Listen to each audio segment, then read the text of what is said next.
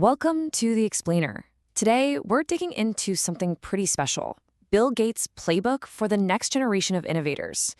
This all comes from a recent sit-down he had with entrepreneur Nikhil Kamath. And Kamath kicked things off with a really interesting framing. He said, I'm going to be a little selfish and ask the questions he's trying to answer for himself. What he was really doing was getting at the heart of what a young, hungry founder in India would want to know. And the result? It's basically a roadmap, packed with real opportunities and a super clear philosophy. So here's how we've broken it all down for you. We're going to start with his philosophy on giving back, then touch on his deep connection to India. After that, we'll get into the really juicy stuff, the huge opportunities in clean energy and AI, and we'll wrap it all out with what he'd do with 100 grand to start a business today. Let's get into it. All right, first up, a philosophy of giving. Before you can talk about building a business, you kind of have to ask a bigger question. What's the whole point? What's the fundamental role of wealth and business in society? So when he was asked about this classic debate, capitalism or socialism, his answer wasn't just to pick a side. No, he laid out this really thoughtful vision for a kind of hybrid model, where you have different sectors and each one plays its own super important role. Okay, so here's how he sees it. Capitalism, that's the engine. It's just fantastic at driving discovery and innovation, right? It lets the best ideas and products bubble up to the top. But, and this is a big but, that engine can't run on its own. It needs to be paired with a strong government that acts as a safety net, making sure everyone has access to the essentials, like education and healthcare. So you've got the market engine and the government safety net. What's missing? Well, that's where philanthropy comes in. Gates sees it as this crucial third sector. It's like the R&D department for society. It's there to find the risky, innovative ideas, the pilot programs, that businesses find too risky and governments can't just gamble on. It takes the first leap. Okay, so that's the philosophy, but how does it actually look in practice? Well, let's look at a perfect real-world example. Gates' decades-long partnership with India. This whole thing didn't just start with the foundation. It actually goes way back to the early 90s, when Microsoft started hiring some of the top graduates from India's best tech schools. But the relationship took a massive turn in 2000, when the Gates Foundation was born. Suddenly, the focus shifted from just hiring amazing tech talent to tackling some of the country's biggest, most complex public health challenges. And when we talk about this commitment, the scale is just wow. We're talking about nearly $1 billion every single year. Let that sink in for a second. That makes India the single biggest country the foundation invests in outside of the US. That's a huge deal. So, what are they actually doing with all that money? Well, a lot. They're into agricultural innovation, public health initiatives, the whole shebang. But the one area Gates keeps coming back to, the place where he sees the most progress and the biggest impact, is health.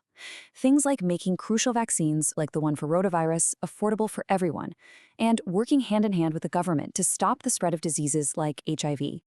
All right, so now we're going to shift gears a bit. We've talked about philanthropy, but let's talk about enterprise. Gates highlighted what he sees as one of the single biggest opportunities for innovators today, clean energy.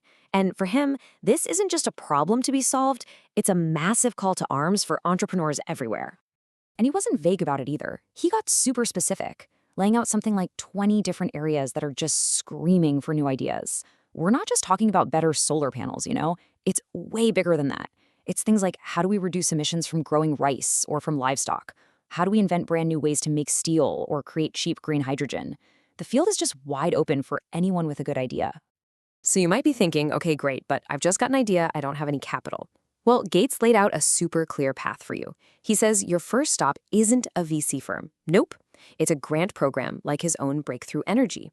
The idea is you get that philanthropic capital first, just to build a prototype and prove your concept works. Then, once you have that proof, that's when you go to the venture capitalist to get the money to scale. Okay, next up, AI. We have to talk about it, right? It's the technology that is literally reshaping every single industry. And on this topic, Gates had some really clear strategic advice on where a young entrepreneur should focus their energy, and maybe more importantly, where they shouldn't. He basically splits the AI world into two tiers. First, you've got the foundational models. Think Google, think OpenAI. Trying to compete there, you're going to need $2 or $3 billion. It's a game for giants. So he says, don't do that. The real opportunity where thousands of startups can thrive is on the application layer.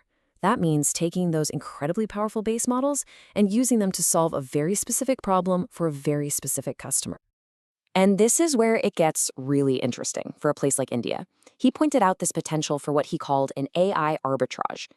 Basically, because the US might get tangled up in heavy regulations, especially around things like AI medical advice, it creates an opening. A country like India could potentially move faster, innovate more aggressively, and apply AI to solve its own massive challenges in areas like healthcare, farming, or even untangling the massive backlogs in its legal system. Which brings us to our final and maybe most important piece of the puzzle.